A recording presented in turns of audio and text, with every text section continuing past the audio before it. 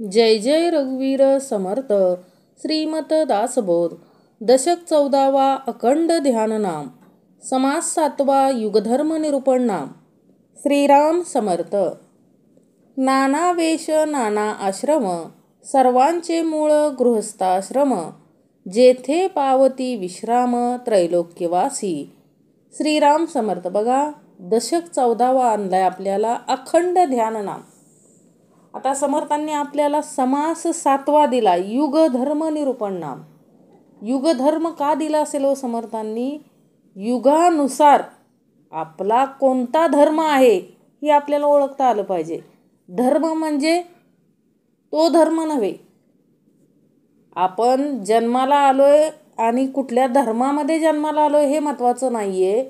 युगधर्म म्हणजे समर्थांना इथं काय सांगायचंय, युगाचा खरा धर्म कोणता आहे तो आपल्याला ओळखता आलं पाहिजे. युगानुसार कसं आचरण असावं माणसाचं. मग सुरुवात आहे युगामध्ये. पहिल्या युगामध्ये म्हणजे आपल्याला कृते जनार्दनो त्रेथायम रघुनंदना द्वापारे रामकृष्णच कलो श्रीपाद श्रीवल्लभा म्हणजे सत्ययुग होतं. त्यावेळेस काय होतं, माणसाला आयुष्य खूप होतं.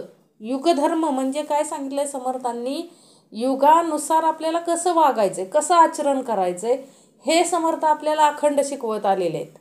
आता सुरुवातीचा जो सत्ययुग, सत्ययुगामध्ये काय होतं व 100% पुण्य, पाप कुठं घडतच नव्हतं. युगधर्म आपल्याला बघायचा आहे. त्यामध्ये काय होतं, सर्व ऋषी मुनी तपश्चर्या करत बसायचे. संन्यास बरेच लोक काय घ्यायचे, गृहस्थाश्रम स्वीकारत नव्हते. त्यावेळेस काय होतं, संन्यास वगैरे घेऊन अखंड देवाची काय करायचे, तपश्चर्या करत बसायचे. कारण आयुष्यही तेवढंच होतं.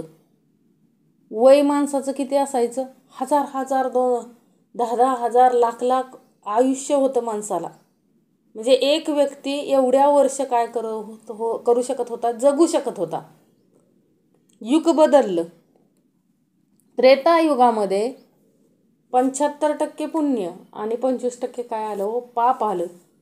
त्यामध्ये कोण होतं, रावण ना. 25% पापामध्ये कोण होतं, रावणाची परंपरा होती. व त्यावेळेस आपल्याला लक्षात आलं की काय हो, थोडंसं आयुष्य काय झालं, कमी झालं. थोडंसं आयुष्य कमी झालं. तिथंही देखील काय चालायचं, तिथं देखील सत्य म्हणजे जे पुण्य आहे, लोक सन्मार्गाने वागत होते, पण त्यांना अडथळा करणारे 25% होते ना तिथं. नंतर आलं द्वापार. त्यामध्ये काय हो, 50% पुण्य 50% पाप. माणसाचं वय कमी कमी होत चाललं. आयुष्य काय होत चाललं, कमी कमी. म्हणजे युगानुसार युगधर्म समर्थांनी काय सांगितलंय थो. आणि आता कुठलं चालू आहे, कलियुग. कलियुगामध्ये कसं आहे, 75% पाप 25% पुण्य. म्हणजे आपण थोडं काय जरी केलं, देवाचं थोडं जरी काय केलं तर आपल्याला लगेच देव प्रसन्न होतो, असं हे युग आहे. म्हणजे शॉर्टकटचं युग. थोडक्यात काय सांगायचं, शॉर्टकटचं युग. म्हणजे कमी जरी देवाची भक्ती केली तरी देव काय होतं, तात्काळ प्रसन्न होतोय. लक्षात ठेवा. का तर माणसाला आयुष्य कमी आहे. या युगामध्ये माणसाचं वय कमी आहे. बाहेर बघायला गेलो तर आयुष्य किती काय झालंय हो, माणसाचं कमी कमी कमी होत चाललंय. म्हणून या युगाचा धर्म काय आहे, समर्थांनी सांगितलं ना आपल्याला. सद्गुरु चरित्रातील 2ऱ्या अध्यायात सांगितलं ना, कलियुगानं अवतारच घेतला आहे ना. कलियुगाचं कार्य काय आहे हो, स्वतःचे गुण सर्वांमध्ये पसरवणे. हाच त्याचा काय आहे हो, युगधर्म आहे ना. की माझे गुण मी सगळ्यांच्यात प्रसारित करणार. परंतु त्यानं सद्गुरूंना काय वचन दिलं हो, की जे लोक जाणून बुजून परमेश्वराचं चिंतन करतील, जाणून बुजून सत्कर्म करतील, असे लोक माझ्यासाठी कोण असतील, माझे दुश्मन असतील असे लोक. आणि मी दुश्मनाच्या नादी लागणार नाही. म्हणजे कलियुग सुद्धा स्वतःचा धर्म सोडत नाही. म्हणून समर्थ आपल्याला युगधर्म शिकवायला आलेत.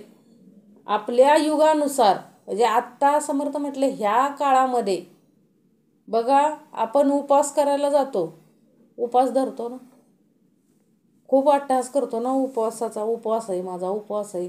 किती दिवसभर किती म्हणत असतो माझा उपवास आहे, माझा उपवास आहे. खाताना कमी खातो का? उलट जास्तच खातो, रोजच्या आहारापेक्षा जास्तच खात असतो. तरी देखील आपण काय म्हणतो, माझा उपवास आहे, माझा उपवास आहे. म्हणजे हे कलियुगाचं काय आहे, हे कलियुग आहे हे. समर्थ म्हणतात की आणि आपली चिडचिड होते, सर्व गोष्टीमध्ये काय होते हो, चिडचिड होते. आणि आपण सर्व जगाला ओरडून सांगत असतो, माझा उपवास आहे, उपवास आहे, उपवास आहे, उपवास आहे. सगळ्याला लक्षात येतं की आज काय आहे, यांचा उपवास आहे. का का तर देहाची चाललेली चलबिचल, देहावर असलेला अहंकार सगळं दिसतं ना. समर्थ म्हटले उपवास करू नका यातला भाग नाही आहे. उपवास कशाचा करायचा आहे हो? अखंड सांगितलं ना आपल्याला समर्थांनी. उपवास कशाचा करायचा आहे हो? म्हणजे उपवास करायला समर्थांचं काय नाही आहे, बंधन नाही आहे. पण उपवास कशाचा करायचा आहे हो? विषय विकारांचा करायचा आहे. आपलं उलटच घडतं आहे. ज्या दिवशी उपवास आहे त्या दिवशी आपल्याकडून काय होतं, जास्तच काय होतं, वाणी जास्तच तावातावाने चालत असते. लक्षात घ्या. म्हणून समर्थ आपल्याला शिकवायला आलेत युगधर्म निरूपण नाम. त्यामध्ये समर्थांनी पहिली ओवी काय दिली बघा, श्रीराम समर्थ. नाना वेश नाना आश्रम, सर्वांचे मूळ गृहस्थाश्रम, जेते पावती विश्राम त्रैलोक्यवासी. अहो कितीही वेश धारण केले, कितीही आश्रम, आता आपल्याला माहिती आहेत कोणते कोणते 4 आश्रम आहेत ना आपले, गृहस्थाश्रम, वानप्रस्थाश्रम, संन्यास. म्हणजे जे काही सुरुवातीच्या काळापासून काय करत होते लोक, या 4 आश्रमापैकी कुठल्या तरी आश्रमाचा काय घ्यायचे, आश्रय घ्यायचे. म्हणून समर्थ म्हटले कितीही आश्रम असू द्या, कितीही नाना आश्रम असू द्या, कुणीही कुठंही जन्म घेऊ द्या, कितीही श्रेष्ठ व्यक्ती असू द्या, परंतु त्याचा जन्म कुठं होतो हीच गोष्ट लक्षात घ्यायची. युगाचा युगधर्म काय आहे, त्या व्यक्तीचा जन्म कुठं होतो, जन्म होण्यासाठी काय व्हावं लागतं हो, लग्न व्हावं लागतं ना. म्हणजे एखाद्या व्यक्तीचा जन्म होण्यासाठी म्हणजे त्याला समाजात मान्यता मिळण्यासाठी काय पाहिजे होतं, गृहस्थाश्रम त्यानं स्वीकारलेला पाहिजे. म्हणजे काय, त्यानं लग्न केलेलं पाहिजे, बरोबर ना. म्हणजे त्या जोडप्याचं लग्न झालेलं असेल आणि त्यांना जर संतती झाली मग तिनं कोणताही आश्रम स्वीकारू द्या, परंतु त्याचं मूळ कुठे आहे, समर्थांना ते आपल्याला दाखवून द्यायचं की त्याचं मूळ कुठे आहे हो. म्हणजे घरापासूनच त्याची सुरुवात होते ना. म्हणजे त्याला वाढवलं जातं आहे, सर्व काही दिलं जातं आहे आणि मग नंतर तो दुसरा आश्रम स्वीकारतो. म्हणजे समर्थांना काय सांगायचं आहे, कोणताही वेश धारण करू द्या, कुठेही जाऊ द्या, परंतु एक लक्षात ठेवा, प्रत्येकाचं अस्तित्व त्याच्या घरापासून सुरू होते. हा युगधर्म आहे. समर्थ म्हणतात हा युगधर्म आहे. धर्म आपण म्हणतो, पण धर्म म्हणजे काय, जे आपलं आचरण समाजानं लावून दिलेलं आहे त्यानुसार वागणं, हे याला युगधर्म म्हणायचं. म्हणजे समर्थांना इथं काय सांगायचं आहे की कोणताही देह जन्म घ्यावाच लागतो ना, असं कोणी अकस्मात येत नाही.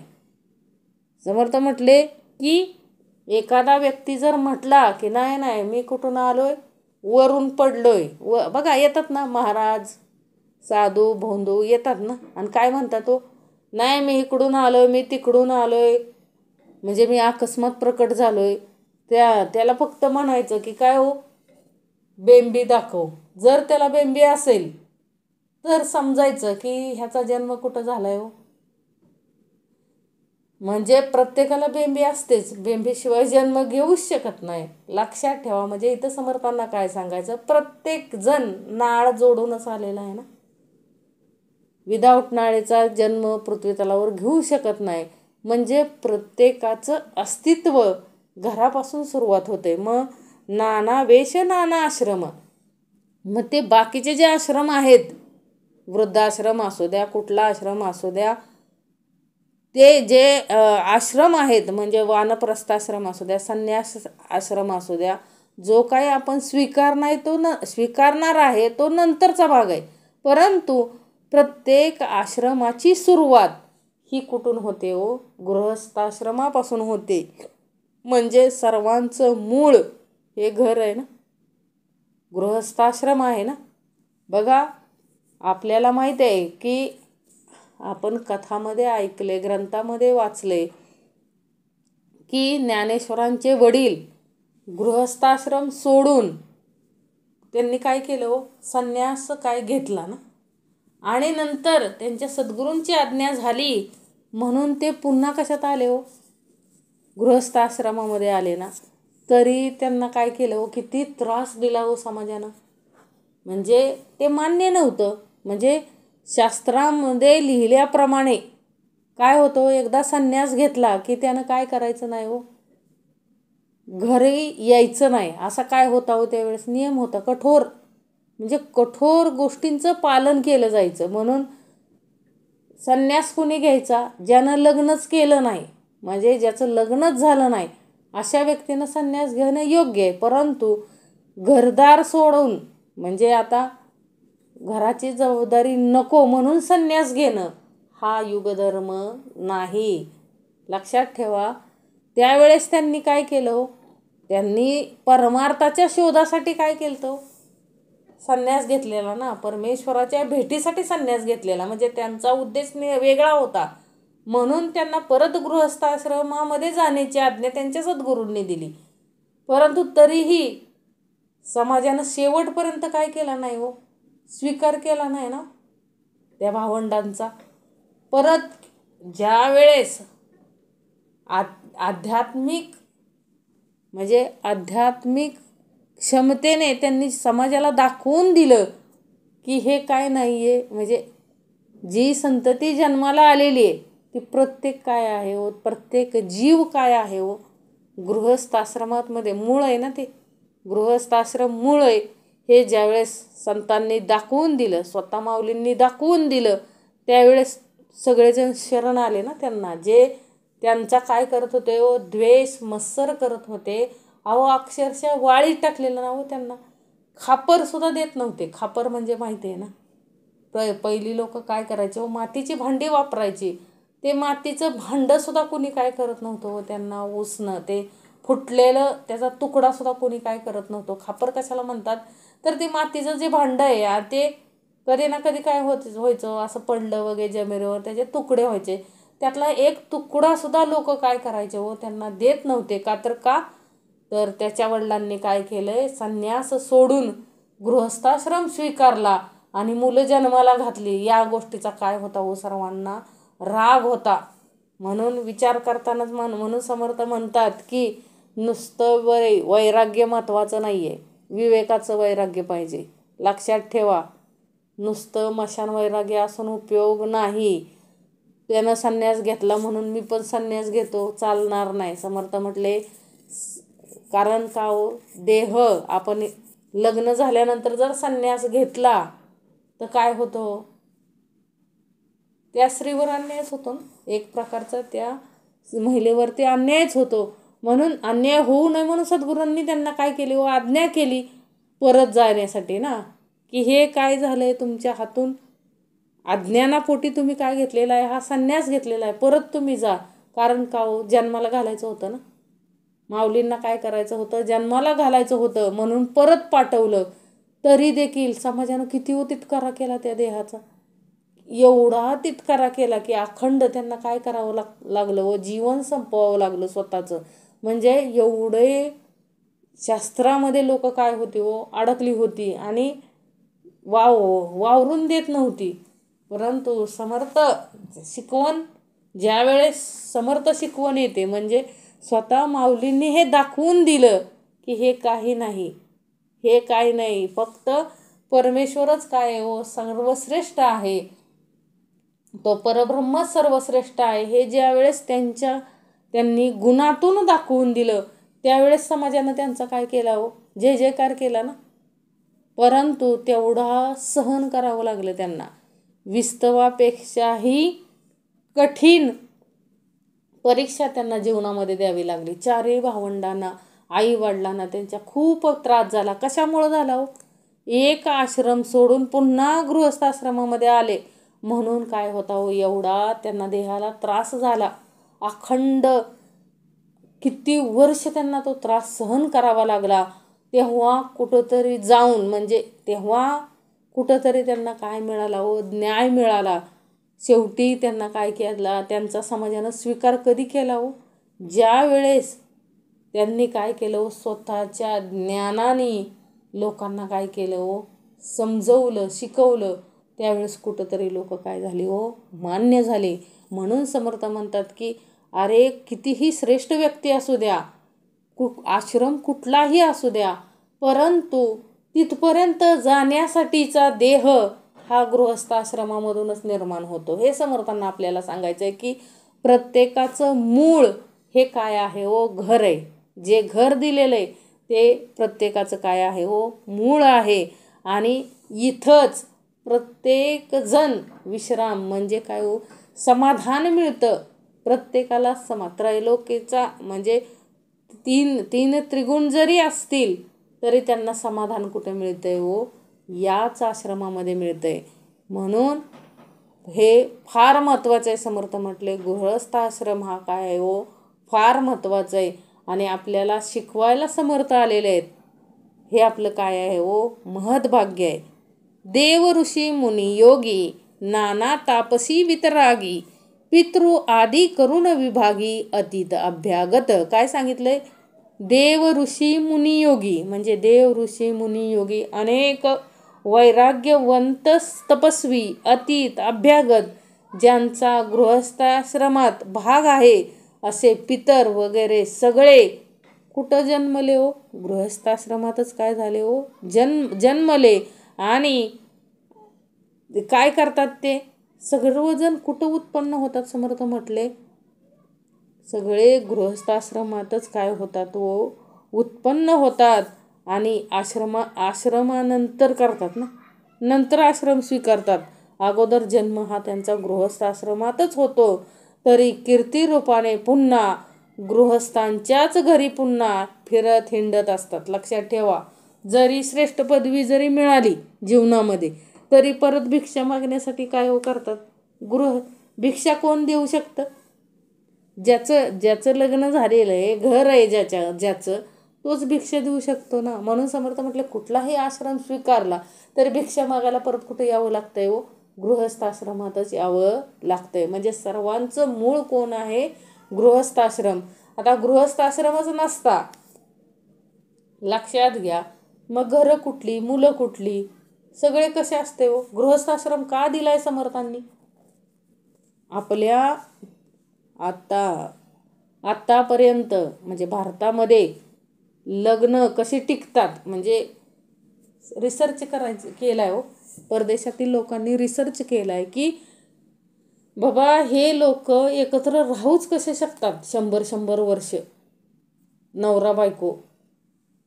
परंतु आपल्याला दिलेल्या शिकवणच आपल्या धर्माची इतकी उत्तम आहे, म्हणजे आपल्या भारतामध्ये शिकवणच एवढी उत्तमाची आहे की काय करतात हो, अजूनही आपल्यामध्ये संसार काय आहे तो टिकून आहेत.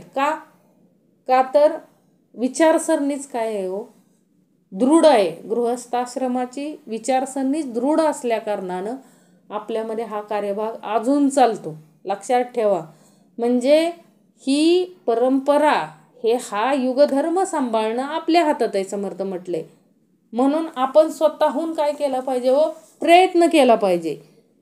देव ऋषी मुनी योगी नाना तापसी वितरागी पितृ आदी करुण विभागी अतीत अभ्यागत गृहस्थाश्रमी निर्माण झाले, आपला आश्रम टाकून गेले, परंतु गृहस्थाग्रही हिंडो लागले कीर्तिरूपे.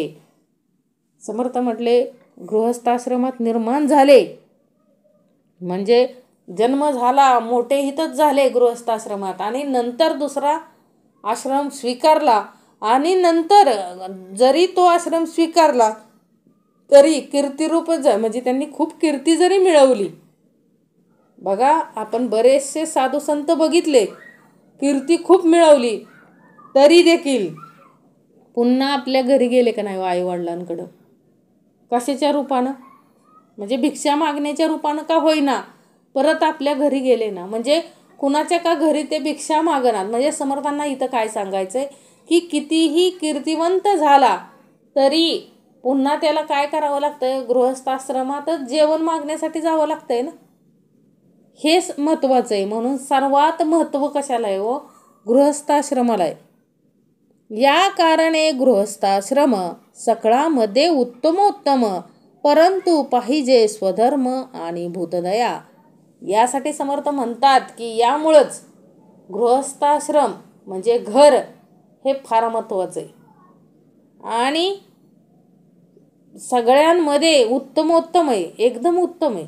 हा आश्रम, हे घर सगळ्या अतिशय उत्तम आहे. सर्व आश्रमात अतिशय उत्तम आहे. परंतु त्यात स्वधर्माचरण व भूतदया ही सांभाळून राहिले पाहिजे. म्हणजे गृहस्थाश्रम चांगलं आहे, बरोबर आहे, परंतु समर्थ म्हटले तिथं देखील आपल्या म्हणजे आपल्या हातात आहे ना, कुणाला मदत करायची नाही. म्हणून समर्थ म्हटले मदत करता आली पाहिजे. भूतदया म्हणजे काय हो, दुसऱ्यांच्या उपयोगी आपल्याला पडता आलं पाहिजे. आणि स्वधर्म आचरण, आपल्याला जे लावून दिलेलं आचरण आहे. गृहस्थाश्रमामध्ये देखील एक पत्नीव्रत, एक पतिव्रत, म्हणजे एक पतिव्रता महिलांसाठी आणि एक पत्नीव्रत कोणासाठी, पुरुषांसाठी. हे लावून दिलेलं आहे अगोदरपासूनच. समर्थ म्हटले लावून दिलेलं आहे. या स्वधर्म आचरणाचं पालन दोघा पती पत्नीनं केलं तर गृहस्थाश्रम काय होणार आहे हो, उत्तमाचा चालणार आहे, उत्तमाचा चालणार आहे. आणि तिथं काय होणार आहे हो, कीर्तिवंत देह उत्पन्न होणार आहेत. काय होणार आहेत, कीर्तिवंत देह.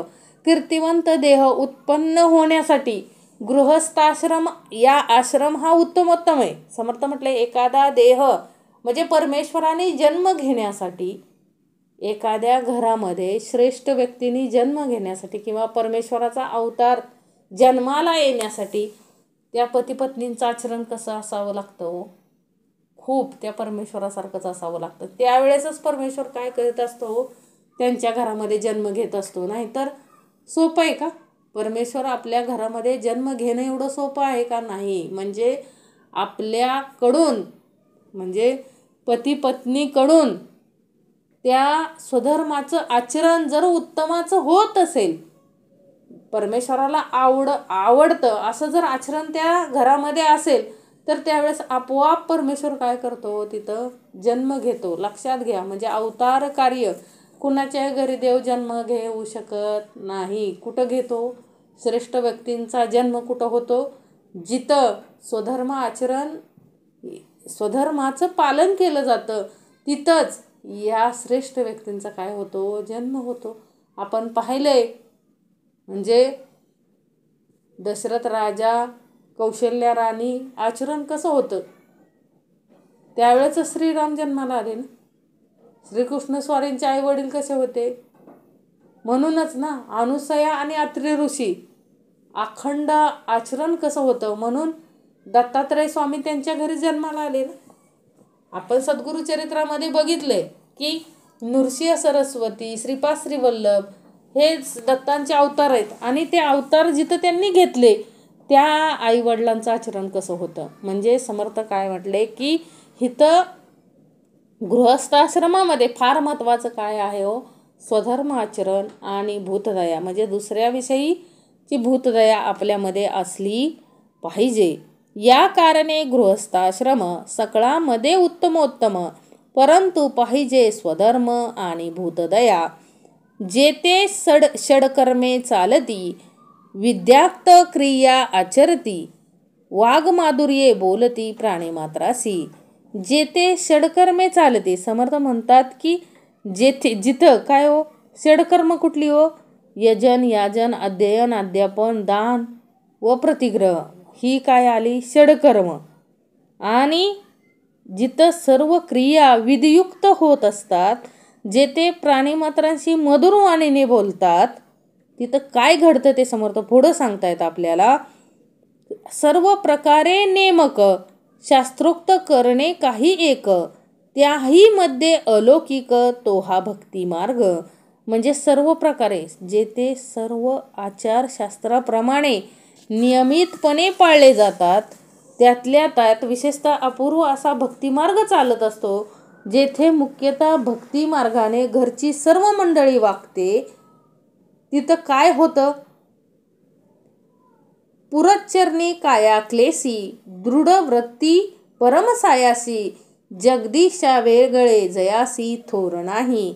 म्हणजे एखाद्या घरात बघा काय होतं, अखंड आचरण उत्तमाचं असतं, सर्व शास्त्रांचं पालन केलं जातं आणि भक्ती मार्ग ही सर्व माणसं काय करत असतात, परमेश्वराची पूजा आचरण उत्तमाचं करत असतात, जे ते दृढव्रताने शरीर कष्ट सोसून मोठ्या परिश्रमाने काय केलं जातं, म्हणजे परमार्थ केला जातो.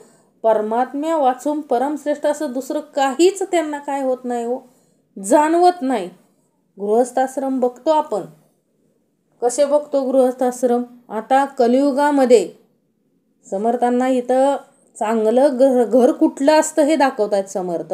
आता कलियुगामध्ये आपण बघतोय प्रत्येक जण कशाच्या मागं धावतोय, पैसा. पैसा हा सर्वस्व बनलाय कलियुगामध्ये. मग तो पैसा जमवण्यासाठी माणूस रात्रंदिवस काय करतोय, कष्ट करतोय. रात्रंदिवस काय करतोय, कष्ट करतोय. काही कष्ट करून खातायत, काही काय करतायत, लुबाडून खातायत. म्हणजे कुणाचं लुबाडून घ्यायचं, कशासाठी? ईदभर पोट भरण्यासाठी. भ्रष्टाचार करतात. म्हणजे काय आहे हे? समर्थ म्हटले हा गृहस्थाश्रमाचं स्वधर्माचरण आहे का? अजिबात नाही. जे भ्रष्टाचार करून स्वतःचं घर चालवतायत तिथं ते देव जन्माला येईल का? आपण जर दुसऱ्याचं लुबडून घेतलं, अखंड दुसऱ्याचं सगळं काय घेतलंय, एखाद्या व्यक्तीचं काय केलंय, जुलमानं त्याच्याकडून घेतलंय, सगळं काढून घेतलंय आपण, आणि खूप मोठं ऐश्वर्य काय केलंय, समर्थ म्हणले निर्माण केले, आणि भक्तिमार्ग करतोय, देव प्राप्त होईल का? हा विचार आपण आपल्या अंतरी विचारायचे. आपण आपल्या अंतरी भाग घ्यायचा आहे की काय, की समर्थ म्हटले जरी आपल्या आईवडिलांनी जरी कुणाचं काय केलेलं असेल, घेतलेलं असेल, तरी आपली वृत्ती अशी पाहिजे, म्हणजे आपल्या आचरणामध्ये एवढा बदल, एवढं तरी कळतं ना आपल्याला, की दुसऱ्याचं घेऊन जर आपण आपला जीवितार्थ करत असू तर काय होणार आहे, त्यात यश कीर्ती प्रताप अजिबात मिळणार नाही. लक्षात ठेवा. जो कलियुग काय करतो, युगाचा धर्म काय आहे, जो पाप करतोय. आता आपण म्हणतो बघा की लोक काय करतात, एवढं पाप करून ते सुखात खातायत, सुखात राहतात. म्हणजे आपल्यासाठी सुख कुठलं आहे, भौतिक सुख आहे. म्हणजे गाडी बंगला म्हणजे काय आहे आपल्यासाठी, हे सुख आहे, प्राप्त झालं असं आपल्याला ह्या युगामध्ये वाटतं. परत समर्थ म्हटले तसं नाही आहे. खरं सुख कुठलं आहे, आत्मिक सुख. ज्याच्याकडं खरं आत्मिक सुख आहे तो खरा काय आहे, समाधानी आहे. लक्षात ठेवा. आत्मिक सुख कोणालाही मिळत नाही. समर्थ म्हटले जो स्वधर्म आचरण उत्तमाचं करत असतो. आता जे समर्थांनी सांगितलं तसं आचरण प्रत्येक घरात, ज्या घरात चाललेलं असतं तिथं काय मिळतं, आत्मिक सुख मिळतं. म्हणून सुख समाधान खरं तिथं आहे. नुसतं ऐश्वर्य आहे, भरपूर काय आहे, भरपूर संपत्ती कमवली, परंतु कुठून कमवली, वाम मार्गाने कमवली, तर त्यामध्ये सुख नाही. लक्षात ठेवा. पुरच्चरणी सर्व प्रकारे नेमक शास्त्रोक्त करणे काही एक, त्याही मध्ये अलौकिक तो हा भक्ती मार्ग. पुरच्चरणी काया क्लेशी दृढ व्रती परमसायासी जगदीशा वेगळे जयासी थोर नाही. काया वाचा जीवे प्राणे कष्टे भगवंता कारणे मने घेतले धरणे भजन मार्गी. म्हणजे समर्थ म्हणले की काय पुढची एक ओवी सांगितली समर्थांनी, ऐसा भगवंताचा भक्त विशेष अंतरी विरक्त संसार सांडून झाला मुक्त देवा कारणे. समर्थ म्हटले असा हा भक्त. कसा भक्त, ज्याच्या घरी काय आहे, म्हणजे जिथं दृढ व्रताने स्वतः कष्ट करून, स्वतः शरीर कष्ट सोसून परिश्रमानं ते काय करतात, तो घरदार चालवतात आणि परमात्म्या वाचून दुसरं श्रेष्ठ काहीच नाही असं जिथं जाणवतं, म्हणजे काया वाचा जीव प्राण वेचून भगवंताच्या सेवेसाठी काय करत असतात, अखंड कष्ट करत असतात. भगवंताच्या उपासनेत सर्व कालक्षेप होतो. भक्ती मार्गामध्ये ज्याचं मन पूर्णपणे काय झालेलं असतं, रमलेलं असतं, असा गृहस्थाश्रम सर्वात धन्य होय. समर्थांना काय सांगायचंय, असं जिथं असतं ज्यानं पूर्णपणे सगळं ऐश्वर्य असताना देखील ज्याचं आचरण उत्तमच आहे, स्वकष्टानं जो करून खातोय, त्याच्या घरी काय आहे, समर्थ म्हणले तो खरा गृहस्थाश्रम आहे. जिथं काया वाचा मनोभावे त्या परमेश्वराचं काय केलं जातं व चिंतन केलं जातं, तो खरा गृहस्थाश्रम आहे. म्हणजे या पद्धतीनं जो गृहस्थाश्रम चालवतो तो भगवंताचा भक्त अंतःकरणात काय हो, विशेष वैराग्य बळवल्यामुळे देवासाठी संसारावर पाणी सोडून मोकळा होतो. लक्षात ठेवा. म्हणजे इथं काय सांगायचंय, अंतःकरणापासून तो संसारापासून काय असतो, मोकळा असतो. पाणी सोडतो म्हणजे काय हो, त्याला त्या संसारामध्ये राहून देखील खूप मोठा, बघा खूप मोठा संसार असतो. संत एकनाथांचंच उदाहरण घ्या ना. अखंड संसार उत्तमाचा होता, तरी देखील संसारातून काय होते विरक्तच होते ना. कुठलाही जाती धर्म पाळत नव्हते. लक्षात ठेवा. ब्राह्मणच होते ना ते, परंतु कोणताही जातीभेद पाळत नव्हते. अखंड खूप श्रीमंती होती, परंतु त्या श्रीमंतीचा उपयोग त्यांनी दान धर्म करण्यासाठीच केला ना. अखंड रोज पुरणपोळीचा स्वयंपाक व्हायचा आणि कुठलाही भुकेलेला जीव तिथं तृप्त होऊन जायचा ना. म्हणजे एवढं सामर्थ्य त्यांच्याकडं होतं ना. त्यांनी स्वतःच्या म्हणजे जे काही आहे, म्हणजे हे असले जे गृहस्थाश्रम असतात ते समर्थांना काय म्हणायचं, सर्वश्रेष्ठ गृहस्थाश्रम होय. जिथं की कुठलंही पापकर्म करून कुठलाही पैसा कमवलेला नाही आणि स्वकष्टाने पैसा कमवलेला आहे. कुणालाही लुबाडून पैसा कमवलेला नाही, स्वार्थापोटी पैसा कमवलेला नाही. जिथं काया वाचा मनोभावे परमेश्वराची उपासना केली जाते, पूर्णपणे परमेश्वराच्या चिंतनामध्ये झोकून दिलं जातं आणि कुठल्याही क्षणी संसार सोडून जायची ज्याची तयारी असते, म्हणजे काय हो, या संसारातून विरक्त जो असतो, म्हणजे परमेश्वराच्या चरणी जाण्यासाठी कधीही तत्पर, तो खरा ईश्वराचा भक्त होय. म्हणजे कोणाचं पण काम नाही आहे असं असणं, कोणाचं पण काम आहे का हो, नाही आहे. समर्थ म्हटले, ऐसा भगवंताचा भक्त विशेष अंतरी विरक्त, संसार सांडून झाला मुक्त देवा कारणे. म्हणजे कितीही मोठा संसार असला, कितीही मोठं ऐश्वर्य असलं, संत तुकाराम महाराजांकडे गृहस्थाश्रम होता ना, केवढं मोठं ऐश्वर्य होतं, केवढं मोठं ऐश्वर्य होतं. 400 एकर जमीन होती, बरोबर आहे. पूर्वजांनी कशी कमवलेली, त्यांचं काय होता हो, सावकारकीचा व्यवसाय होता. ते काय करत होते, पैसे द्यायचे आणि जमीन घाण ठेवून, त्यांचे जे पूर्वज होते त्यांनी काय केलेलं, सगळं कमवलेलं ना. म्हणजे त्यांचा व्यवसायच तो होता की काय, कर्ज द्यायचं आणि त्या कर्जाच्या बदल्यात काय घेतलेल्या होत्या हो, लोकांच्या जमिनी घेतलेल्या होत्या. मग अशी लिखापळी केलेल्या अनेक वह्या होत्या संत तुकारामांच्या घरात. ज्या वेळेस त्यांना कळलं की नाही, आपण ज्या जन्माला आलो ह्या गृहस्थाश्रमामध्ये, परमेश्वरानं ज्यावेळेस अंतरी जाणीव करून दिली, परमेश्वराची ज्यावेळेस जाणीव झाली, त्यावेळेस त्यांच्या लक्षात आलं की खरा गृहस्थाश्रम कोणता, जो की कुणाचाही आपल्याला काय नको, तळतळाट नको ना. म्हणून अक्षरशः सगळी काय बुडवले हो, पाण्यात बुडवले ना सगळ्या वह्या त्या लिहिलेल्या कर्जाच्या. कोणावर किती कर्ज आहे, कोणावर किती कर्ज आहे.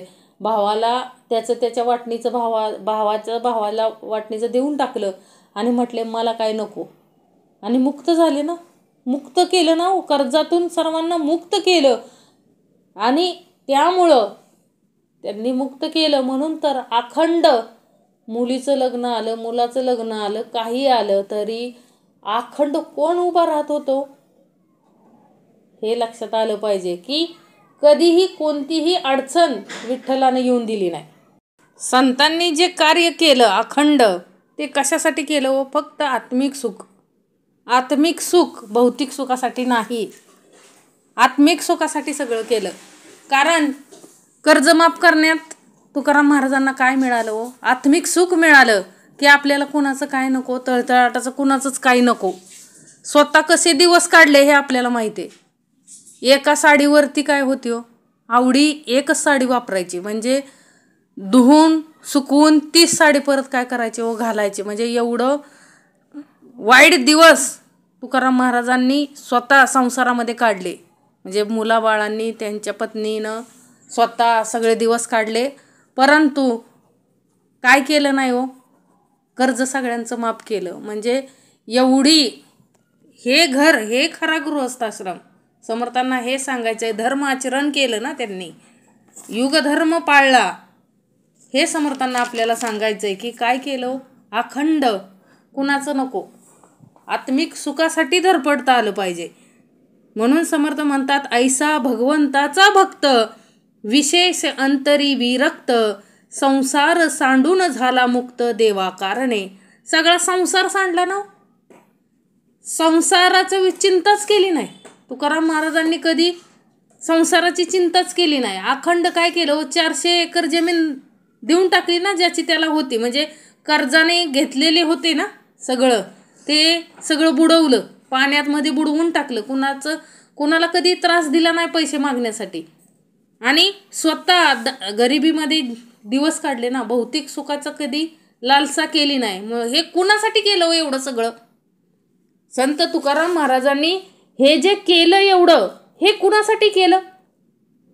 ते फक्त त्या भगवंतासाठी. म्हणजे ऐसा भगवंताचा भक्त विशेष अंतरी विरक्त.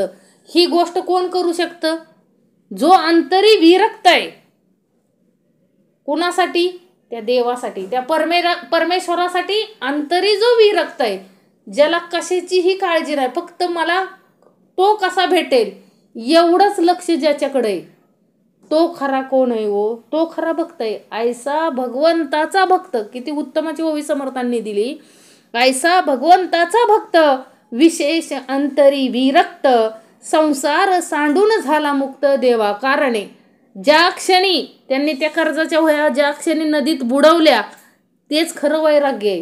विवेकाचं वैराग्य तिथंच आलं, तिथंच विरक्ती आली ना. संसाराची कुठलीही चिंता केली नाही त्यांनी कधी, की मुलीचं लग्न कसं होईल, कोण करणार आहे, काय नाही. ते काय म्हणायचं?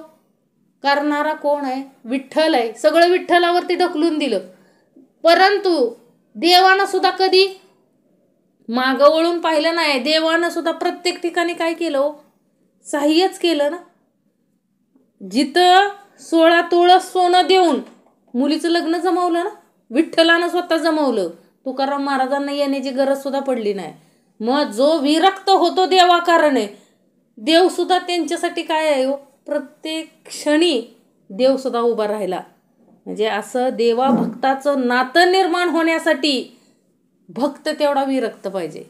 हे समर्थांना सांगायचं. भक्ताने विरक्तपणा दाखवला की आपण 2 पावलं पुढं, तर आपल्या पुढं देव 2 पावलं असतो. हे लक्षात ठेवा. म्हणजे जो भक्त अंतकरणापासून ज्यानं स्वतःला देवाचं म्हणून घेतलेलं आहे, संसार त्याच्या चरणावरती सोडलाय, तो खरा काय आहे हो? भगवंताचा भक्त आहे. मग देवाकारणे सहज विरक्त झाले ना. सर्व संतांचा आपल्याला काय घेता येईल? बोध घेता येईल. सगळे तसेच होते ना. संत गोरा कुंभार एवढे मग्न झाले, म्हणजे नामस्मरणात एवढे मग्न व्हायचे की चिखल तुडवत असताना पायाखाली आलेलं बाळ सुद्धा त्यांना काय केलं नाही हो? कळलं नाही. एवढं ते काय होते हो? विरक्त. एवढं त्या म्हणजे संसारात असून देखील विरक्त. कशामध्ये? देवासाठी विरक्त. देवाला बाळ आणावं लागलं ना.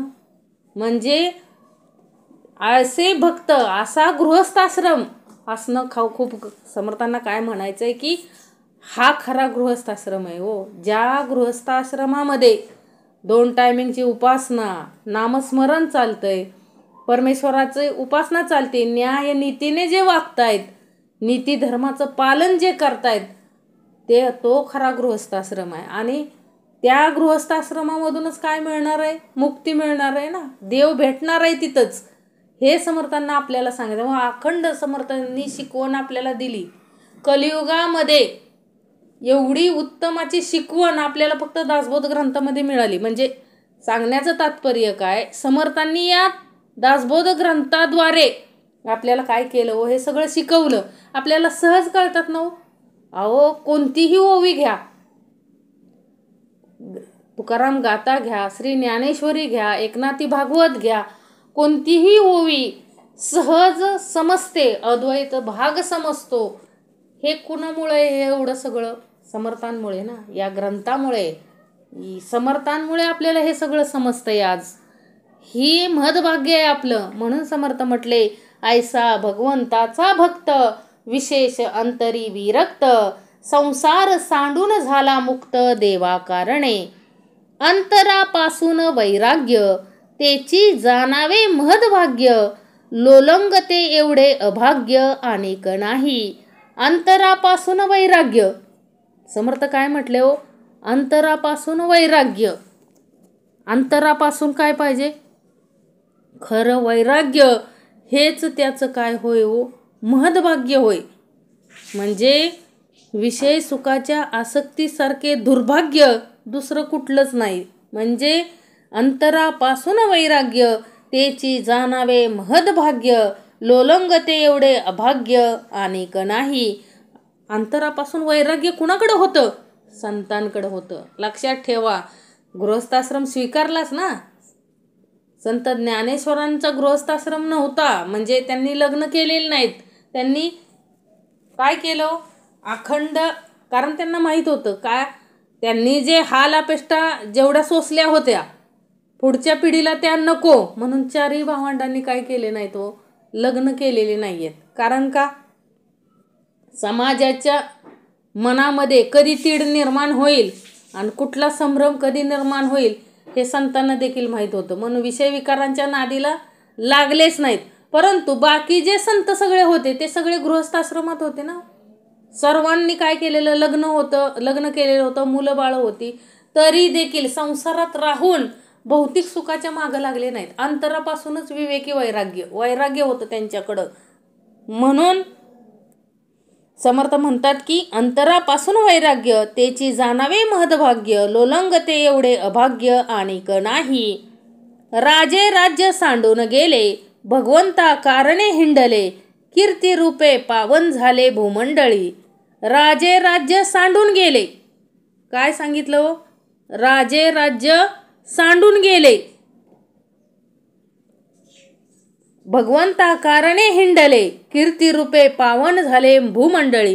अहो, पहिल्या काळात काय व्हायचं? गृहस्थाश्रमानंतर जे राजे लोक होती, म्हणजे जनक राजा म्हणा,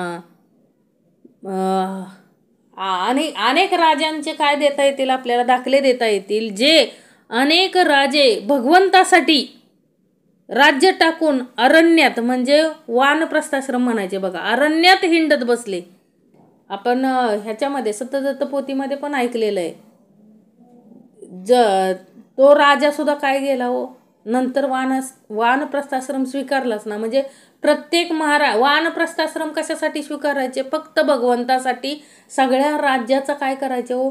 त्याग करायचे आणि भगवंत प्राप्तीसाठी काय करायचे हो? निघून जायचे. म्हणजे देवासाठी, म्हणजे विषय संसारा, म्हणजे समर्थांना काय सांगायचंय, अनेक राजे काय करायचे? भगवंतासाठी राज्य टाकून अरण्यात हिंडत बसले आणि त्रैलोक्यात कीर्तिरूपाने काय झालेले आहेत? पावन झालेले आहेत. म्हणजे त्यांनी काय केलं हो?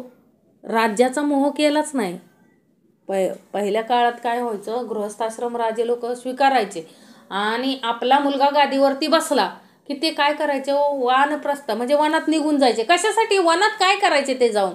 तर पूर्ण म्हणजे ऐश्वर्याचा सगळा त्याग करून, म्हणजे सगळ्या भौतिक सुखाचा त्याग करून पूर्णपणे भगवंताला काय करायचे हो, समर्पित करायचे. म्हणजे भगवंत प्राप्तीसाठीच वनात निघून जायचे ना. म्हणून आणि ते काय झाले हो, प्रसिद्ध आहेत. असे कितीतरी राजे आहेत की त्यांनी काय केलं हो, राज्याचा त्याग करून ते काय केले, भूमंडळी कीर्तिरूपाने काय झाले, पावन झाले.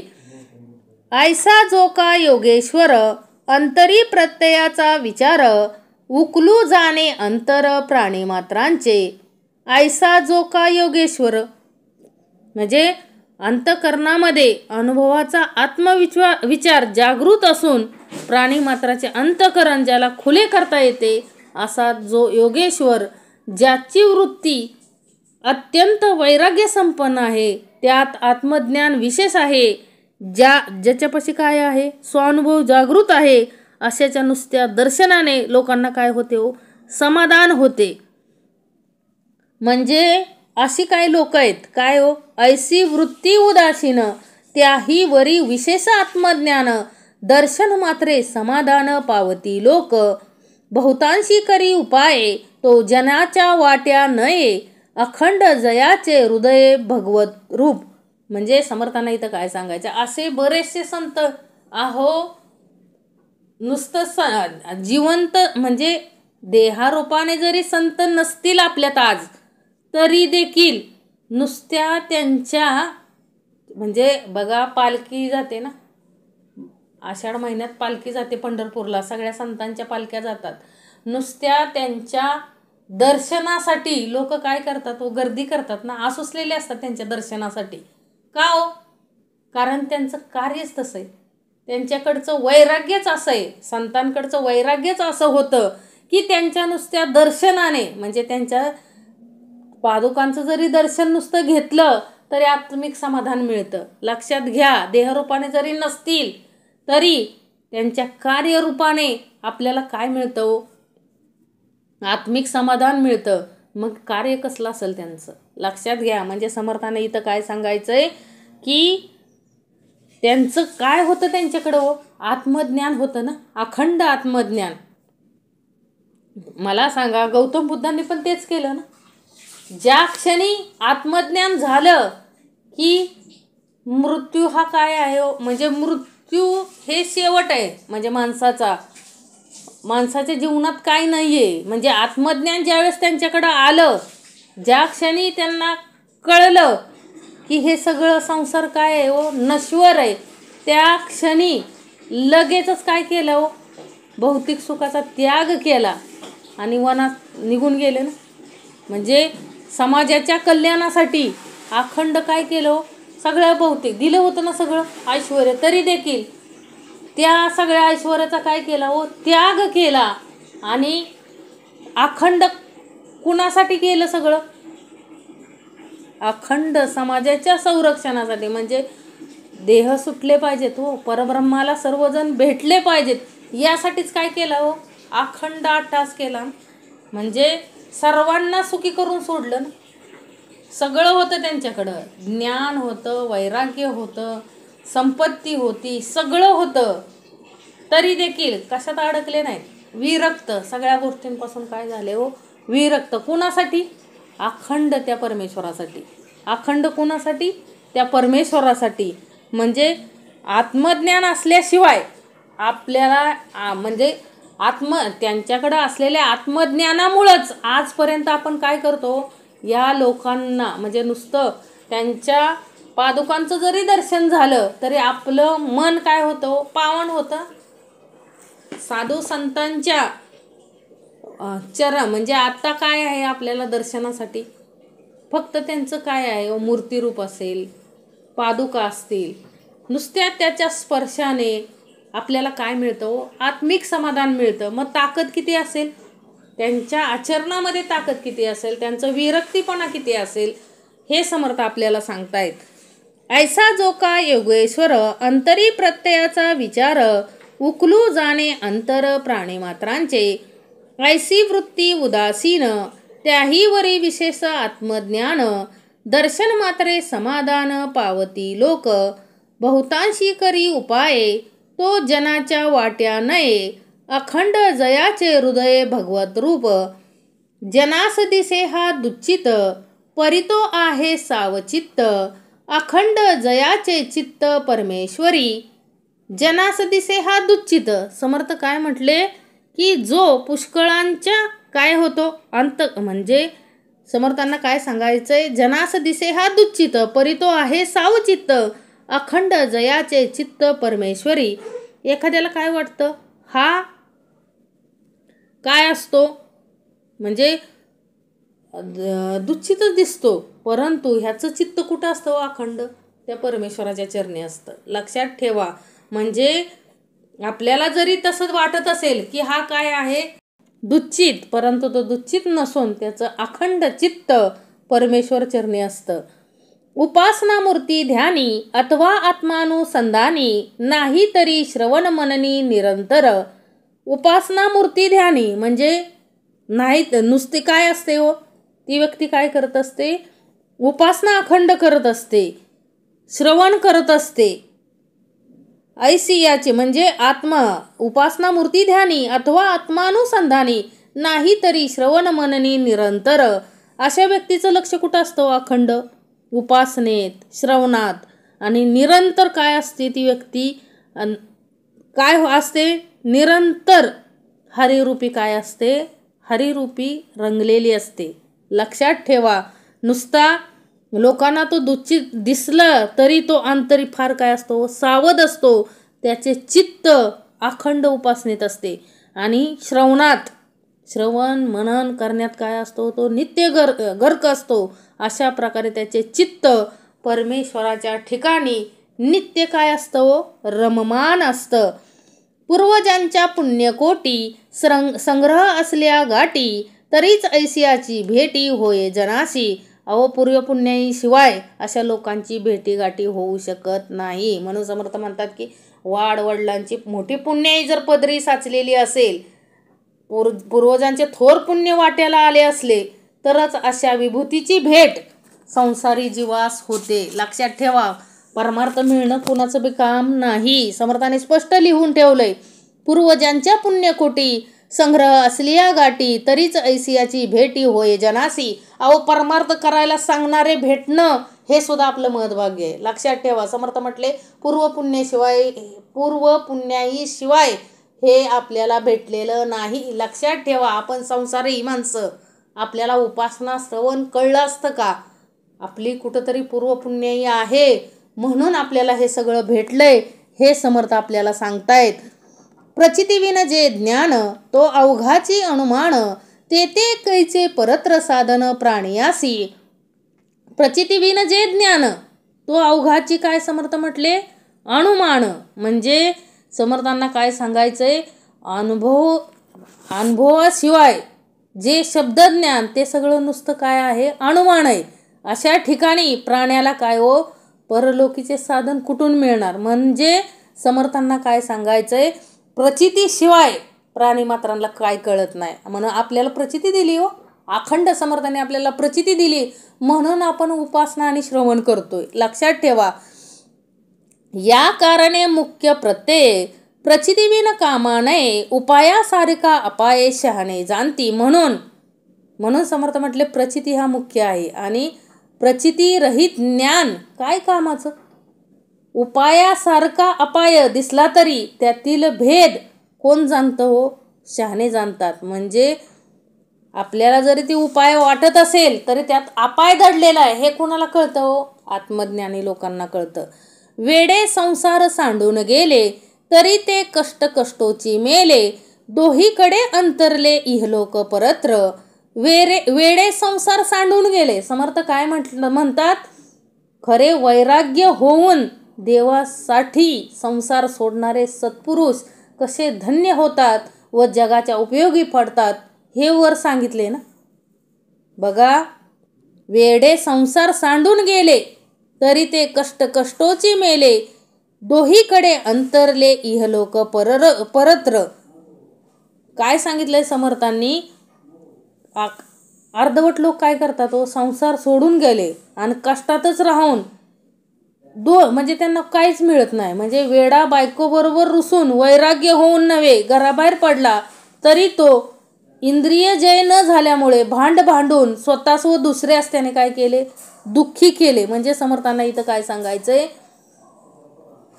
बघा, एखादा काय करतो, बायको रागावून संसार टाकून निघून जातो आणि तरी तो कष्ट सोसून पुढं काय होतं, त्याला आणखीन कष्ट सोसावे लागतात. म्हणजे समर्थांना इथं काय सांगायचंय बघा, वेडे संसार सांडून गेले तरी ते कष्टोची मेले, दोहीकडे अंतरले इहलोक आणि परत्र. म्हणजे एखादा संसाराचा वीट आला म्हणून निघून जातो घरातून, परंतु पुढं त्याला या संसारापेक्षाही जास्त कष्ट भोगावे लागतात आणि ते कष्ट भोगून ना इहलोक मिळतो ना परलोक मिळतो. म्हणजे इहलोकाला पण तो अंतरतो आणि परलोकालाही काय होतो, अंतरतो. म्हणजे नीट संसारही होत नाही आणि परमार्थही होत नाही, हे समर्थांना सांगायचंय. रागे रागे निघून गेला तरी तो भांडोची मेला, बहुत लोक कष्टी केला आपणही कष्टी. म्हणजे रागारागात संसार सोडून गेला, भांडोची मेला म्हणजे सगळ्यांशी भांडणं, संसारात पण रागराग, आणि इतरत्र गेला निघून तरी तिथं सुद्धा भांडण. म्हणजे तो भांडोची मेला, बहुत लोक कष्टी केला आपणही कष्टी. म्हणजे अनेक लोकांना त्यानं काय केलं, त्रास दिला. अनेक लोकांना त्रास दिला आणि स्वतःलाही त्रास करून घेतला. म्हणजे समर्थ म्हणले अखंड जीवन काय केलं व दुसऱ्याचं कष्टी करून सोडलं, उपयोग नाही. समर्थ म्हटले भांडोची मेला म्हणजे भांडणं करूनच काय होतो, मृत्यू झाला त्याचा. म्हणजे त्याला इहलोकही साधला नाही आणि परलोकही साधला नाही. निघून गेला परी अज्ञान, त्याचे संगती लागले जन, गुरु शिष्य दोघे समान अज्ञान रूपे. निघून गेला परी अज्ञान म्हणजे अज्ञानामुळेच निघून जातात ना माणसं, संसार सोडून दुसऱ्याच्या कोणाच तरी नादाला लागतात. म्हणजे संसार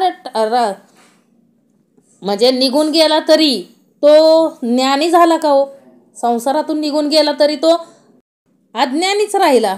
म्हणजे संसार सोडून गेला तरी अज्ञानीच राहिला, ज्ञानी झाला नाही. आणि त्याच्या संगतीला त्याचंच काय हो, त्याच्यासारखी 2 जण मिळाली संसार सोडून आलेली, मग आणखीन भर पडली ना त्यात, अज्ञानात आणखीन काय पडली हो, भर पडली. तेच गुरु चेले झाले ना, म्हणजे एकमेकांचे गुरु चेले झाले. कारण दोघं पण काय करून आलेत, भांडून संसार सोडून आलेत. समर्थ म्हटले काही जण काय करतात व भांडूनच मरतात, स्वतःही कष्टी होतात आणि दुसऱ्यालाही कष्टी करतात. निघून गेला परी अज्ञान, त्याचे संगती लागले जन, गुरु शिष्य दोघे समान अज्ञान रूपे. आशाबद्धी अनाचारी, निघोनी गेला देशांतरी, तरी तो अनाचारची करी जनामध्ये. काय सांगितलं, आशाबद्धी अनाचारी म्हणजे आशाळभूत व अनाचारी पहिलाच होता तसाच राहिला. पहिला आशाळभूत व अनाचारी, तो दुसऱ्या देशात गेला तरी लोकात अनाचारच करीत बसणार. समर्थ म्हटले ज्याचं गुणच अवगुणी आहे, म्हणजे ज्याचं गुण अवगुणी आहे, तो दुसरीकडे जरी गेला, दुसऱ्या परदेशात जरी गेला तर तो अवगुणच करणार ना. गृही पोटे विन कष्टती, कष्टी होऊन निघून जाती, त्यास ठाई मारती चोरी भरता. गृही पोटे विन कष्टती काय सांगितलं समर्थ, म्हणतात की घरी कशामुळे भांडणं केली, कष्ट लय पडतंय म्हणून भांडण केले. कशामुळं म्हणजे बायका पोरांशी भांडणं कशामुळं केली, घरात पोटाला न मिळाल्यामुळे कष्टी होऊन निघून जातात व चोरी करू लागतात आणि ठिकठिकाणी चोरीत सापडले म्हणजे लोक त्यांना मारतात. म्हणजे समर्थ काय म्हणले की बाबा घरात काय मिळालं नाही म्हणून चोरी करतात, आणि चोरी करायला गेले की तिथं काय पकडतात, लोक पकडतात आणि मारतात. म्हणजे गृही पोटे विन कष्टती, कष्टी होऊन निघून जाती, त्यास ठाई मारती चोरी भरता. संसार मिथ्या ऐसा कळला, ज्ञान समजून निघून गेला, तेने जन पावन केला आपण ऐसा. आता ज्याला संसार काय आहे, मिथ्या आहे हे कळलं ना, गौतम बुद्धाला कळलं की संसार काय आहे व मिथ्या आहे, त्या क्षणी संसाराचा त्याग केला आणि लोक कल्याणासाठी काय केलं हो, सगळं देशभ्रमण केलं ना, जगामध्ये फिरले ना. एके संगतीने तरती, एके संगतीने बुडती, या कारणे सत्संगती बरी पाहावी. समर्थ म्हटले की संसाराचा त्याग करून त्यांनी उत्तमाचं आचरण केलं आणि सत्कर्म सगळीकडे पेरत गेले ना. आपल्यासारखी सगळी लोक करून सोडली ना. जिथं जातील तिथं सत्कर्म केलं ना. जिथं जातील तिथं आत्मज्ञानी लोकांना केलं. मग अशी काही लोक असतात जे काय करतात, ज्यांच्या संगतीत आल्यानंतर आपण काय होतो, या संसार सागरातून तरतो. आणि संतांच्या संगतीत जरी आलो तरी काय करतो, आपण संसारातून तरतो. आणि जर वाईटाच्या संगतीत आलो तर साहजिकच आपण संसारातही बुडतो आणि परमार्थातही बुडतो. लक्षात घ्या, जेते नाही विवेक परीक्षा, तेते कैची असेल दीक्षा. घरोघरी मागता भिक्षा, कोठेही मिळना. जेते नाही विवेक परीक्षा, समर्थ म्हणतात की जिथं विवेकाची परीक्षाच नाही, म्हणजे जिथे विवेक विचार किंवा परीक्षा नाही, तेथे परमार्थाची दीक्षा कुठून असणार. तेथे परमार्थ दीक्षा म्हणजे सोंग आहे. अशा सोंगाने माणसे काय होत नाहीत, वश होत नाहीत. ह्याला धड खायलाही मिळत नाही. मग परमार्थाचे नाव कशाला पाहिजे. तो घरोघरी हिंडला तरी त्याला भिक्षा मिळणार नाही. जो दुसऱ्याचे अंतर जाणे, देश काळ प्रसंग जाणे, तया पुरुषा काय उणे भूमंडळे. जो दुसऱ्याचं अंतर जाणतो, देश काळ प्रसंग जाणतो, त्या पुरुषाला ह्या भूमंडळात काही कमी नाही. समर्थ म्हणतात की जो दुसऱ्यांचं अंतःकरण जाणतो त्याला देश काल प्रसंग समजतात ज्या व्यक्तीला, अशा पुरुषाला जगात काही कमी पडत नाही. ह्या भूमंडळात काय कमी पडणार नाही. नीच प्राणी गुरुत्व पावला, तेथे आचारची बुडाला. वेदशास्त्र ब्राह्मणाला कोण पुशे. आता नीच प्राणी म्हणजे ज्याला काही येत नाही असा गुरु जर झाला तर काय होणार आहे हो, वाटोळच ना. समर्थ म्हटले वाटोळच होणार आहे. ब्रह्मज्ञानाचा विचारू, त्याचा ब्राह्मणाशीच अधिकारू. वर्णना ब्राह्मणो गुरु ऐसे वचन. ब्रह्मज्ञानाचा विचारू म्हणजे समर्थांना इथं काय सांगायचंय की ब्रह्मज्ञानाचा विचार सांगण्याचा अधिकार ब्राह्मणासच आहे. चारी वर्णाचा गुरु ब्राह्मण असे शास्त्रवचन आहे. कुठला ब्राह्मण हो, मुख तोंडाने सांगतो ना आपण ब्रह्मज्ञान. शरीरामध्येच आपल्या समर्थ काय म्हटले, हे 4 वर्ण आहेत. कुठलं हो, ब्राह्मण, क्षत्रिय, वैश्य आणि शूद्र, हे 4 वर्ण आहेत. समर्थ म्हणले हे देहामध्येच आहेत. आता मुखच हे काय करू शकतो, सांगू शकतो. हा ब्राह्मणच काय करू शकतो, वेदशास्त्र सगळं सांगू शकतो. इतर अवयव आपले सांगू शकतात का, नाही सांगू शकत. ब्राह्मण बुद्धीपासून चेवले, आचारापासून भ्रष्टले, गुरुत्व सांडून झाले शिष्य शिष्यांचे. मग समर्थ म्हटले की काय झालं, ब्राह्मण बुद्धीपासून म्हणजे ब्राह्मणानेच जर काय केलं, स्वतःचं आचार भ्रष्ट केला तर काय होणार आहे हो. म्हणजे समर्थ म्हटले स्वतः ब्राह्मण बुद्धीपासून चेवले, आचारापासून भ्रष्टले, गुरुत्व सांडून झाले स्वतःच काय केलं, आचरण सोडून कुठल्या तरी अवगुण्यांचे काय झाले, शिष्य झाले, तर काय होणार आहे हो, सगळं जन विस्कळीत होणार आहे. कित्येक दावल मलकास जाती, कित्येक पिरास भजती, कित्येक तुरुक होती आपल्या इच्छेने. बघा, कोणी कुठंही जातं ना, पाया पडायला कुठंही जातात, जे ज्याला वाटेल ते करतात.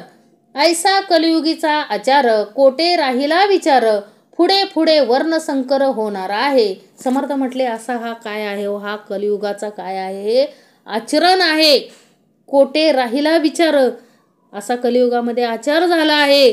वर्णाश्रम धर्माचा अथवा शुद्ध अध्यात्माचा विचार राहिला आहे कुठं. समर्थांना इथं वर्ण जातीभेद म्हणायचं नाहीये. इथं काय सांगायचंय हो, शुद्ध आत्मज्ञान राहिलंय का. समर्थ म्हणतात विचार राहिलाय का लोकांमुळे, म्हणजे कलियुगाच्या प्राबल्यामुळे ह्याप्रमाणे आचारच मुळी सुटला. मग विचार कुठे राहील. हळूहळू पुढे वर्णसंकर व्हायचा आहे, म्हणजे पुढे पुढे तर वर्णसंकरच होणार आहे.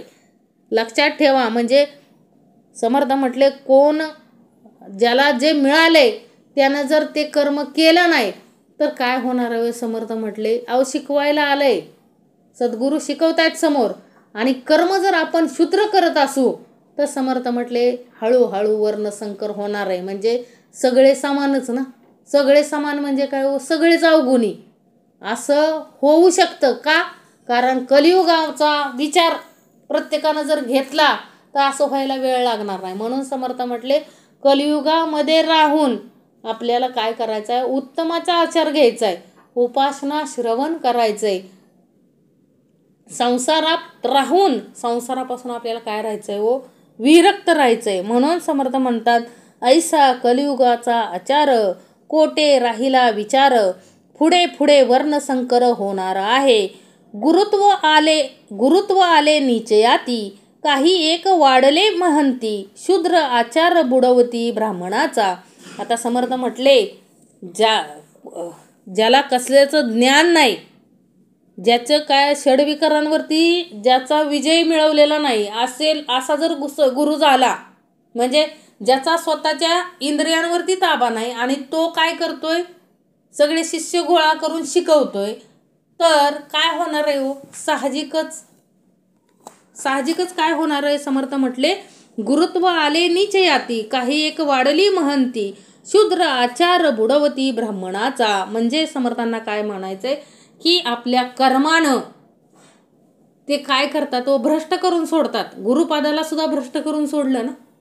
समर्थांना हितच सांगायचं, म्हणजे शूद्र म्हणजे नीच कर्म करून तो काय करतोय?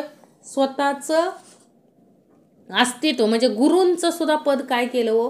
भ्रष्ट केलं या कलियुगामध्ये. पाहतोय आपण आसपास, पाहतोय काय चाललंय? सगळा काय आहे? षड्विकारांचा बाजार आहे. समर्थ म्हणतात की या आचार बुडवल्यामुळे काय होतंय? त्यांचं जे पद आहे ते काय होत चाललंय? बुडत चाललं ना. गुरुला कोण मानतच नाही. म्हणजे खरे संत आहेत त्यांना सुद्धा माणसं काय करायला लागली? सांशिक दृष्टीनं पाहायला लागली ना.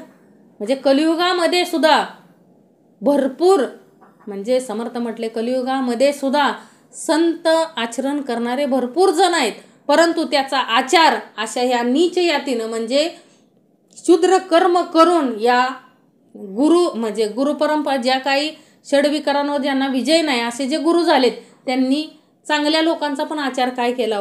बुडवला. हे ब्राह्मणास कळेना, त्याची वृत्तीच वळेना, मिथ्या अभिमान गळेना मूर्खपणाचा. समर्थ काय सांगतात? हे कळत नाही. हे लोकांना काय होत नाही? चांगल्या लोकांना सुद्धा हे कळत नाही आणि वृत्तीही त्यांची कळत नाही आणि लोकांचा अभिमान गळेना. विनाकारण आपण काय करतोय? अभिमान बाळगतोय. हे काय आहे? समर्थ म्हटले मूर्खपणाचं लक्षण आहे. राज्य नेले म्लेंची छेत्री, गुरुत्व नेले कुपात्री, आपण अरित्री ना परत्री काहीच नाही.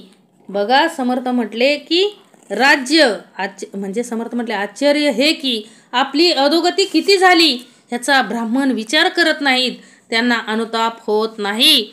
पण हे ब्राह्मणांना कळत नाही आणि त्याच्या स्वभावात पालट होत नाही. ते मूर्खपणाचा नसता अभिमान सोडत नाहीत, म्हणजे अभिमान धरून बसलेत आणि म्लेंच्या राज्यांच्या हाती आपलं हे पूर्वीच्या काळातलं चाललंय. काय केलं तिथं? सगळ्यांनी काय केलं? आपलं राज्य म्लेंच्या राज्यांच्या हाती दिलं आणि हीन यातींनी गुरुत्व नेले. म्हणजे गुरु कोण? कुठल्या आपण बघितलं का तरी कुठला गुरु आहे? त्याच्याकडे षड्विकार आहेत का नाहीत? खरा गुरु कोण? समर्थ म्हटले ज्याचा विजय, ज्याने षड्विकारांवरती विजय मिळवलेला आहे, जो आपल्यालाही षड्विकारांवरती विजय मिळवायला शिकवतो, तो खरा गुरु आहे. परंतु गुरूंचं स्थान देखील या नीच यातींनी घेतलंय. म्हणजे कुणी पैशासाठी सगळे गुरु झालेले आहेत, म्हणजे काहीतरी मिळावं यासाठी काय केलंय? ह्या हीन यातींनी गुरुत्व नेले आणि आपणाला ना इहलोक ना परलोक अशी अवस्था काय केली? म्हणजे आपण ना धड परमार्थात उत्तमाचं आहे ना प्रपंचात उत्तमाचं आहे अशी अवस्था समाजाची करून ठेवली, असे गुरु झाले तो. म्हणून समर्थ म्हटले की राज्य नेले म्लेंच छत्री, गुरुत्व नेले कुपात्री, आपण अरत्री ना परत्री काहीच नाही. द्वैत अद्वैत भाग समजून घ्यायचा. समर्थ म्हटले मग लक्षात येतंय. ब्राह्मणास ग्रामिणीने बुडविले, विष्णूने श्रीवस्त मिरवले, त्याच विष्णूने श्रापिले परशुरामे. काय सांगितले? की ब्राह्मणांना म्हणजे गावगुंडपणा, ग्रामण्य, मत्सर यांनी काय केले? सत्व शून्य केलं ना. सत्व संपवलं कोणी? मत्सर गावगुंडपणा याने विसरलं. ज्या विष्णूने ब्राह्मणांच्या आदर प्रेमाने भृगुऋषीने मारलेल्या लाथेचे श्रीवत्स चिन्ह भूषण म्हणून मिरवले, त्याच विष्णूने परशुराम अवतारात काय दिला व ब्राह्मणांस शाप दिला. आम्हीही त्याची ब्राह्मण दुःखे बोलिले हे वचन, वडील गेले ग्रामणी करुणा आम्हा भोवते. आम्हीही, समर्थ म्हणतात, आम्हीही त्याच ब्राह्मण जातीचे व हे दुःखाने बोलत आहोत, पण काय करावे. वाड वडील ब्राह्मण मागील पिढ्या आमच्या भोवती ग्रामण्य माजवून गेले आहेत, ते आम्हाला निस्तारावे लागत आहे. म्हणजे जो गोंधळ करून गेले ते आम्हास निस्तारावं लागत आहे. म्हणजे जे काही गोंधळ आता चाललेला आहे अवगुणांचा, तो कुणी केलेला आहे हो? कुठल्या तरी ह्या गुरु परंपरेनं ज्याचं षड्विकारांवरती काय नाही आहे, नियंत्रण नाही, अशा गुरूंनी काय केलं आहे हो? असं काहीतरी वेडखळपणा केला आहे आणि त्याचे भोग सर्वांना भोगावे लागत आहेत. आम्हीही त्याची ब्राह्मण दुःखे बोलिले हे वचन, वडील गेले ग्रामणी करून आम्हा भोवते. आताचे ब्राह्मणी काय केले, अन्न मिळेना ऐसे झाले, तुम्हा बहुतांचे प्रचितीस आले किंवा नाही. समर्थ काय म्हणले की बाबा आता काय केलं पाहिजे हो? आता अन्न मिळणं असं झालंय हो, सत्वगुणाचं अन्न मिळणं, सत्वगुण मिळणं. अद्वैत भाग घ्या. समर्थ म्हटले की काय हो, अन्न सुद्धा मिळायला अनुभवाला येतंय ना, की काय अवस्था झाली कुकर्मामुळे, अवगुणांमुळे काय अवस्था झाली हो देहाची, प्रत्येकाच्या देहाची काय अवस्था झाली. म्हणून समर्थ म्हटले की आताचे ब्राह्मणी काय केले, अन्न मिळेना ऐसे झाले, तुम्हा बहुतांच्या प्रचितीस आले किंवा नाही. बरे वडिलांस काय म्हणावे, ब्राह्मणांचे अदृष्ट जाणावे, प्रसंगे बोलिले स्वभावे, क्षमा केले पाहिजे. समर्थ म्हटले काय म्हणणार आहे, आता ज्यांनी केलं म्हणजे पूर्वजांनी जे केलं त्यांना आता दोष देऊन उपयोगाचं काय आहे? आपलं दुर्दैव म्हणायचं. समर्थ म्हटले म्हणजे आपण दोष देण्याचा उपयोग नाही. म्हणजे एखादं बघा गुरुपरंपरा काय करते, एखादी गुरुपरंपरा नासकापणा करतात ना, की काय केलं आता आपण बघतोय की काम, क्रोध, लोभ, मद, मत्सर हे सगळं आहे आणि ते काय बसलेत व गुरु म्हणून बसलेत. काय म्हणून बसलेत? गुरु म्हणून बसलेस. आणि त्यांनी काय केलं, प्रसार कशाचा केलाय हो? सगळेच गुरु त्यात मोडत नाहीत. समर्थ म्हटले सगळेच गुरु त्यात मोडत नाहीत. म्हणजे पूर्वी बऱ्याच लोकांनी भोंदूगिरी करून सगळं काय केलंय, अज्ञान पसरवलंय. आता त्या अज्ञानातून ज्ञान उत्पन्न करणं सोपं आहे का? तरी समर्थ करतायत ना, अखंड प्रयत्न करतायत. अहो लोक पूर्णपणे अज्ञानात काय केलेत, भरकटलेत. मग समर्थ म्हटले आता त्यांना तरी दोष देऊन काय करायचंय? ज्यांनी अज्ञान पेरलं त्यांना तरी दोष देऊन काय करायचंय? त्यांनी त्यांचं कर्म केलं. आता आपलं कर्म काय आहे ते आपण केलं पाहिजे. त्यांना दोष देऊन उपयोगाचं नाही आहे. समर्थ म्हटले त्यांना दोष देऊन उपयोगाचं नाही. आपल्याला जेवढं चांगलं करता येईल तेवढं आपण करता आलं पाहिजे. म्हणजे ब्राह्मण कोणतं, तर हे मुक हे ब्राह्मण आहे.